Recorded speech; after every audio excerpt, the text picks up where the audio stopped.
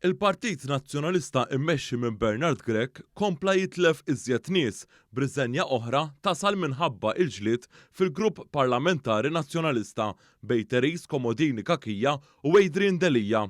Andre Grech, kunsillier f'Ħalbalzan, saħaq li rriżenja mill-Partit Nazzjonalista wara li Bernard Grech naqas milli jieħu azzjoni fil-konfront ta' Komodini Kakija li ħarġet tattakka lil Adrian Delija fuq il-kawża tal-ibel li fetaħ kontra l-Avin Malta.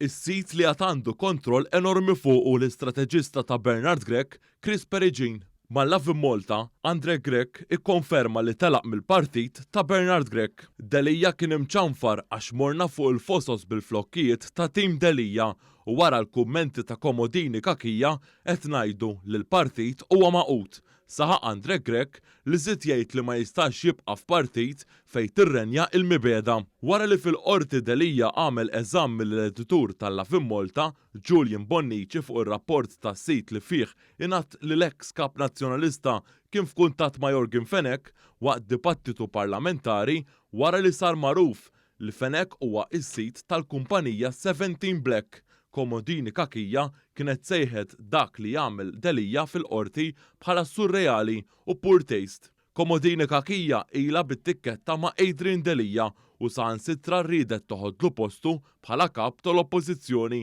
Andre Grech li issa se jkun fil-Kunsill ta' Ħalbalzan bħala indipendenti kien wieħed mill-ewlenin li baqa' jiddefendi lil Adrian Delija anke meta kien qed jiġi sfiduċjat u fl-elezzjoni għal kap li fiha tpoġġa Bernard Grech, Andre Grech baqa' wara Adrian Delija.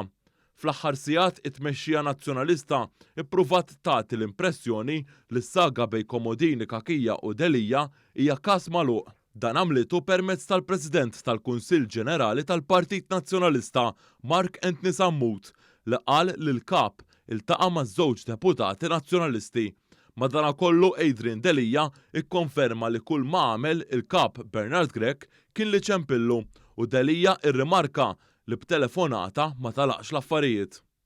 Jiena fuq il-telefon ma tantx inħobb nagħmel konklużjonijiet għax affarijiet fuq il-telefon ma naħsibx li huwa l-aħjar mod.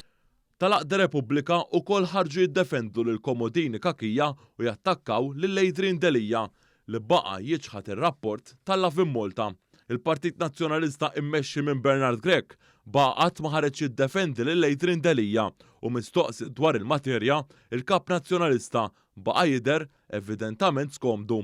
Fil-fatt, meta staqsejnieh fuq dan l-aħħar ġlied fil-partit li jmexxi barra l-Parlament, Bernard Grech ħarab u pront daħal fil-karozza.